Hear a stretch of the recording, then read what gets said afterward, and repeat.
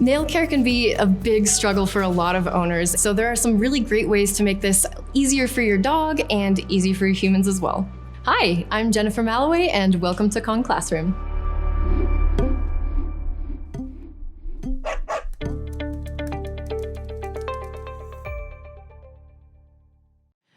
Dogs that are completely comfortable with nail trims are very few and far between. I'd take a real close look at your dog's body language to really assess, are they completely fine, or are there ways that we could make it more comfortable for them? And likely, long-term, that's gonna make the process so much easier and even quicker for you and your dog.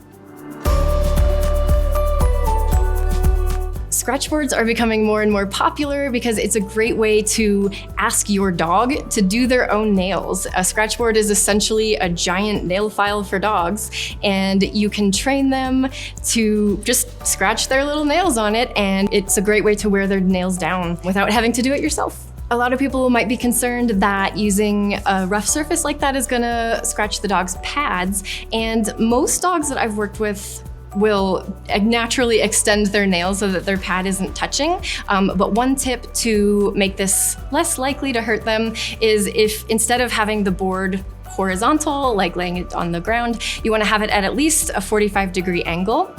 It's going to be less likely for them to hit their pads that way.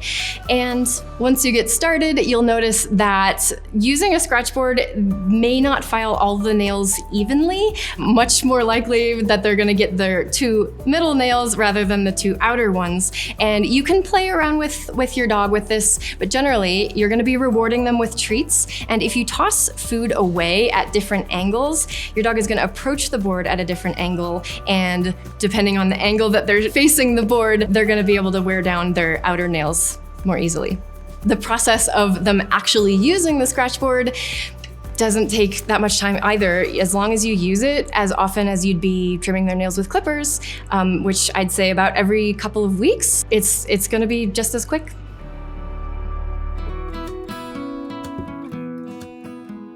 You can buy scratchboards. There are a couple companies that make them, but it's just as easy to make your own at home with just some sandpaper and any flat surface that you can affix it to.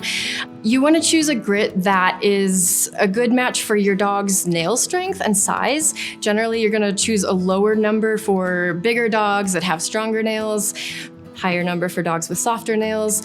I use 120, I think, most commonly, but for some of the bigger dogs, you might go as low as 80. While scratchboards are a great way to file your dog's front paws, getting dew claws and back claws can be a more involved process, and teaching them to accept a Dremel, clippers, or nail file is completely possible, but it can be a much longer and more involved process. And for that, I would definitely consult a trainer.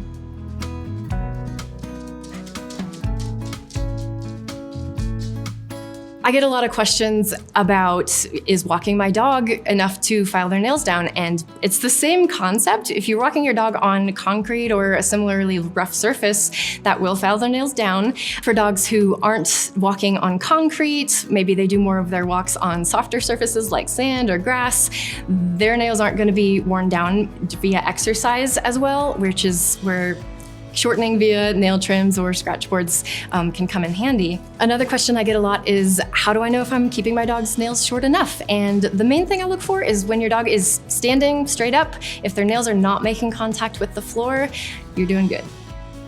A lot of dogs find nail care to be a problem. And so finding ways to make it more palatable to their dog and even get your dog to cooperate, it makes it much better process for dog and human.